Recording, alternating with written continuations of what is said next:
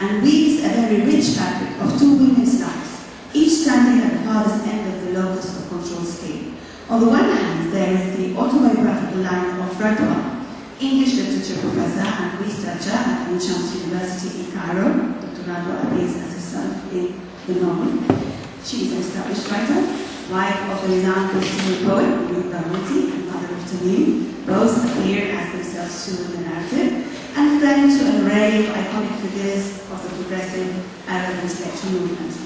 When the novel opens, Radwa's sense of herself as Asian is quite uncertain. In the 90s, in the now 1st century, watching her homeland, the Promised Land, the many lost lands around the Arab world, like Iraq, with Hamlet's cry at the back, at her back, something is rotten in the state of Denmark, Radwa's life seems to be facing new threats of negation and paralysis, like in the paragraph of the mortality. Her self-possessed and strong look, this is how she describes how the world sees her, underlines a fragility that she described as her lot by heredity and natural disposition. Radwa's locus of control, for the time being, the opening of the novel, seems to be leaning towards the external, which, generally speaking, is characteristic of the Egyptian disposition and psyche. On the other hand, there is the unquiet shadow, Radwa's car-like conscious creation, her or double, and wished for agency. Born in the same day, year, and month as Shahar, an alternate layer to Radwa's lifeline, is a professor of history at Cairo University. Somehow solitary and a little bit farouche, like the French word say. Shahar is a self-driven, belligerent activist who enjoys a self-regenerative power of her own. Her name is Shahar, Tree, Regeneration. Defined and very political. Early in the narrative, she abandons temporarily her fascination with Egyptian ancient history for a grand project on the Deir Yassin massacre and various research papers dedicated to expose the hawkish Zionism that led to the massive Palestinian exodus and refugee problem after 1948. She handles in the novel the letter exchange between Martin Buber and Gandhi about dialogic existence. Now, bleeding into each other in a very fluid narrative that blurs the boundaries of their intersecting lives, the Radwa and Shahar's story fabrics are heavily threaded with loss, personal and national. There is the loss of Radwa's father, Shahar's grandfather, the dislocating family life of a woman married to an exiled Palestinian, Karim, Shahar's young student neighbor, and prison tortured and wasted. Friends who lead to soon, like Zayat, acquaintances and relatives, Palestinian relatives, treacherously trapped, killed, or imprisoned, icons gone, like Abdel Nasser and Kulthum, and other human stories of shattered human life. There's also corruption, political and academic, impotent and ineffectual Egyptian and Arab governments and inept universities, all this in the stories of both oppression and defeat, Egypt and Palestine, Radwa and Shahar's demonstrations and arrests during the 70s and the 80s, the massacre of Sabra and Shatila, Deir Yassin, and finally, the undefinable essence of identity. All these questions, all these things are in both stories. Following the figures of Radwa and Shahar on echoing tableaus of disappointments with the admirable sparks of resistance, moments of happy achievements, and endearing Egyptian familiar warmth threaded here and there, the reader silently watches an Egypt on its knees. The majority of society has, it appears, diffused their anger and forgotten what it means to try. At university, another microcosm, honestly, the administration seems to discredit, disparage, and condemn as if an animal, any serious, honest try, any sign of forcefulness, a passion to do something about the hypothetical situation of total tremendous corruption.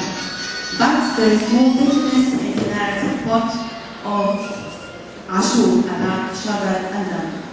Young generations, Radwa and Shahar's undergraduate university students, either make the best of a selfish, corrupt system with selfish, corrupt professors, or have fun in a carnivalesque university life where they act students, pull grades out of collective cheating to Shahar and Radwa's horror, or out of the camps to lies knowledge which has become the norm, and which they feed off teachers whose scholarly integrity and merit are more often than not somehow suspect and rewarded. At either El-Shams or Cairo University, a microcosm of a larger Egyptian scene, it seems teachers and students have gone past this page where they have to put up with being victims of a society whose ethical compass had gone astray. There is no, we have to put up with being victims here. Have to shows uneasiness. The new formula which seems to work beautifully is to play along with being victims and act the best one can. But for how long and at what cost? These are interrogatives that never materialize as answers to questions for a society who has secured the conformity of submission to corruption. It is that society that Radwa and Shabar face, a society where those in power or in positions of political influence cannot rule all people some of the time and some people all of the time, and that's it. But Radwa and Shabar belong to that minority that cannot rather refuse to be fooled and intimidated by what the Italian political thinker Antonio Gramsci called the iron fist of coercion and the velvet glove of persuasion of hegemonic apparatus. They refuse to stay on their knees. But the minority that recognize the fundamental weakness of the oppressors, which is basically moral, is what it is, a minority. Yet Radwa seems more resigned than Shabar. There is a sense of helplessness or subduedness in her narrative force, a fear of loss of control, a sense of a shifting ground under her feet that is quite desperate at moments. But Shabar, about Radwa, her sphere of personal suffering adds to the fragility. But Shabar is all fire. She's the type that is ready to strike, congregate, organize, and demonstrate even in the face of gruesome repression. Never vacillating, she presents self-sacrifice, obstinate endurance, and a level of heroism that is so endearing to her creator. As the narrative proceeds, Radwa and Shabar's journeys move into opposite directions over the locus of control scale, from the external to the internal, and vice versa, seeking a sense of balance and identity. Around the scale, and this is where the thing comes in, places act as reinforcement agencies for both halves, Radwa and Shabar. With Radwa, it is the square. With Shabar, it is the canal. It's funny that when both square and canal are first mentioned in the text, it's the quality of their existing somehow at the edges of the heroine's consciousness that is stressed. The consciousness of Radwa as a young artist, the part that we read, and that of Shabar as a staunch activist. The places need significance in these respects, both politically and personally. Tahrir and the Canal as metaphors and metaphorical entities seem overwhelmed at first by the Palestinian realm that engulfs the reader and somehow steals the light from the narrative space.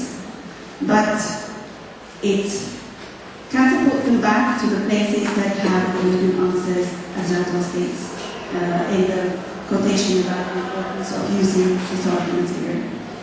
But initially unaware of the magnificence of the square and the trajectory of its agency, which reaches out in the story to Nihilistic Egypt's last line of defense, the reader, like Radwa and Shabar in the formative years, becomes fully aware of its importance in saving both the protagonist, Radwa, from a divided self, a sense of paralysis, and Shabar from the aftermath, depression of her resignation from the university.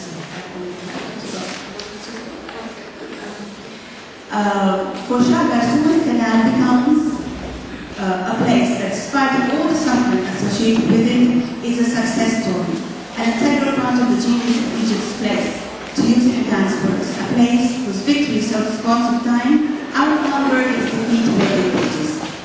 And then there is the sense that the strength that colors both Shabar's personality and the places that act both as transformative post in the journey of self-discovery and agent to further heights of will and resistance are the ones needed for Radwa's Tahrir.